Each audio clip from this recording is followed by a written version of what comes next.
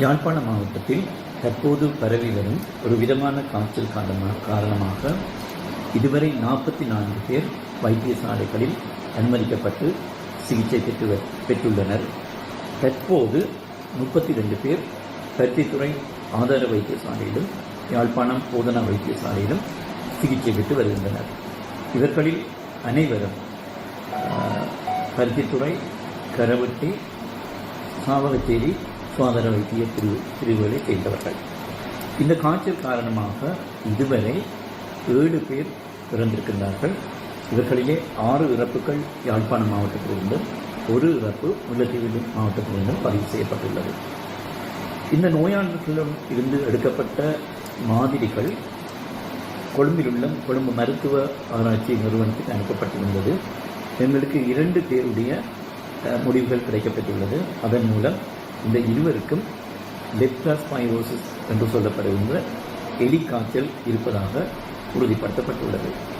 எனவே தற்பொழுது நாங்கள் இந்த மேற்படி காய்ச்சலை எலிக்காய்ச்சலாக கருதி எங்களுடைய சிகிச்சைகளும் தடுப்பு நடவடிக்கைகளும் முன்னெடுக்கப்பட்டு வருகின்றன.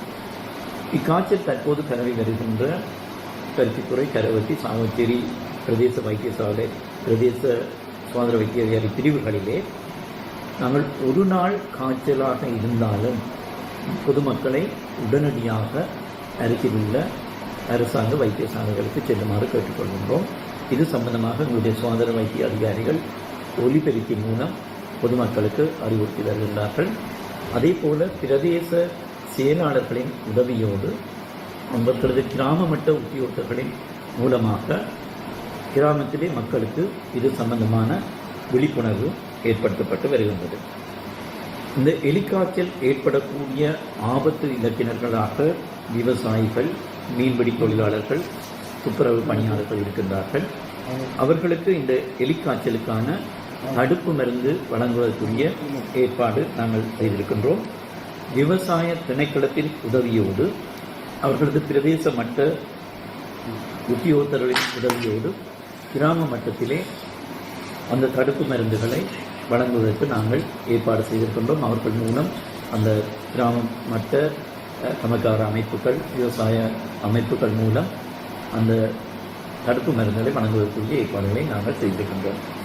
இந்த நோய் பரம்பலை ஆய்வு செய்து எங்களுக்கு ஆலோசனை வழங்குவதற்காக மத்திய சுகாதார அமைச்சின் தொற்று நோய் தடுப்பு பிரிவிலிருந்து வைத்திய நிபுணர்கள் குழு ஒன்று யாழ்ப்பாணம் மாவட்டத்துக்கு வருகை தந்திருக்கின்றது.